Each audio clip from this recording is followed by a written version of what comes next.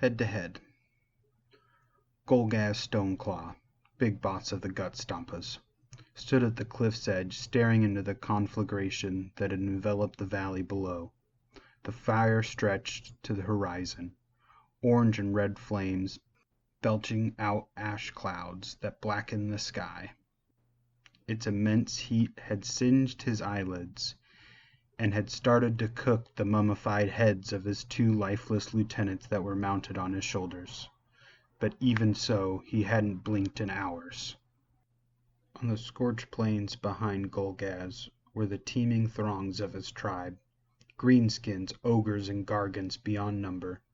These brutal hordes had followed his campaign of destruction across the flame-scarred plateau, hacking their way through army after army with reckless enthusiasm. They had followed him to the edge of this infernal valley, where he had hoped to find a bigger battle than any they had before. But there had been no enemy waiting for them. After more than a week without combat, tempers among the Gut Stompas were beginning to flare violently. Orcs were mobbing up, grots were hurling their crudest invective, and the biggest warriors were beginning to eat the smaller ones. Without a common enemy to battle, the Gut Stompas would soon tear themselves apart.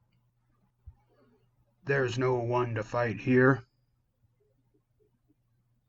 The words came from directly behind Golgaz. They were spoken by Mog Mog, the Wurgog prophet that had been with the Gut Stompers for some months. "It's your job to find us Eds to bash." Golgaz didn't answer. He could hear the prophet speaking, but his mind was focused on the flames.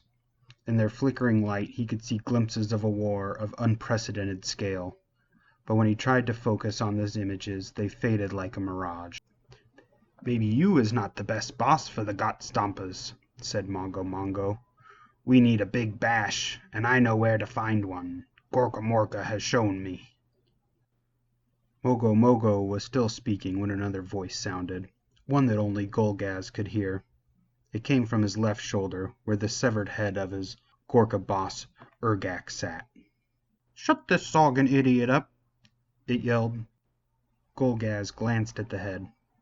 Though its flesh had long ago withered away in the Akshian heat, in his mind its lips still moved and frothed with spit when it talked. "There is a great wog comin'," continued Mogo Mogo. "In a faraway place there's a boss of the dead, has big skeleton armies, and they is—" "Shut him up!" yelled Uruk again. Golgaz tightened his grip on the handle of his weapon. But then another voice came from his right shoulder, from the head of his Morka boss Skiga. "No, let him speak," it said. Golgaz slackened his grip and glanced at Skiga's head. It too was severely desecrated, though in Galsgul's eyes it was full of life.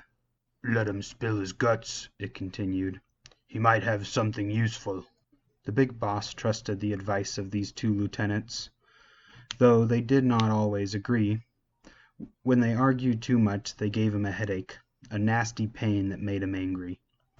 He tried to think, but Mogo Mogo was still rambling on behind him. "The spooky things fall from the sky and the dead boys come from the ground." The bustling of the Gut Stompas on the plain mingled with the prophet's jabbering. They were getting ever more rowdy. Golgaz looked deep into the fires below and tried to concentrate on the glimpses of battle he could see there. "I can lead the Gut Stompas there," said Mogo Mogo. "That Wurgog thinks he's tougher than you," yelled Urgak. Golgaz pondered this. "Maybe," replied Skiga, "but he might know where the fightin's at." The big boss considered this different point of view. "I know where the battle is," said Mogo Mogo. "He's lying," yelled Urgak. "No, he ain't," replied Skiga. A tremendous crack resounded as an iron blaster fired its payload into a rioting horde of Moon-Clan fanatics. Behind Golgaz, the air began to crackle. "You is not the boss to lead that wog," said Mogo Mogo. "Them's fightin' words," yelled Urgak. "Yes, they is," replied Skiga. Golgaz felt the unmistakable static of magic coalescing behind him. His fingers tightened around his weapon. "I will lead the way, I will lead the way," said Mogo Mogo, his deep voice now redolent with Wah energy. "That's enough from him," yelled Urgak. "I concur," replied Skiga. Two Gargants head-butted each other. A swarm of Gitmopgrots piled onto a mob of iron-jawed brutes and started. "I will open a portal to the Deathlands," bellowed Mogo Mogo, sparks of green magic spitting from him with every syllable. "Kill him!" "Kill him!" The boss lifted his cleaver. His mouth twisted into a snarl. "I just gotta make a little sacrifice first." "Kill him!" "Kill him!" Golgaz spun around, and with a mighty swing struck his cleaver clean through the prophet's neck. The Gut-Stompers fell silent as they all stopped their infighting to watch the severed head sailing into the air, its eyes wide with surprise. A trail of blood drops following in its wake before landing with a thump on a rocky cliff top.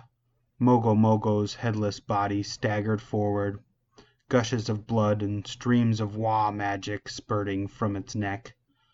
Golgaz stepped to one side, allowing the walking corpse to stumble over the edge of the cliff.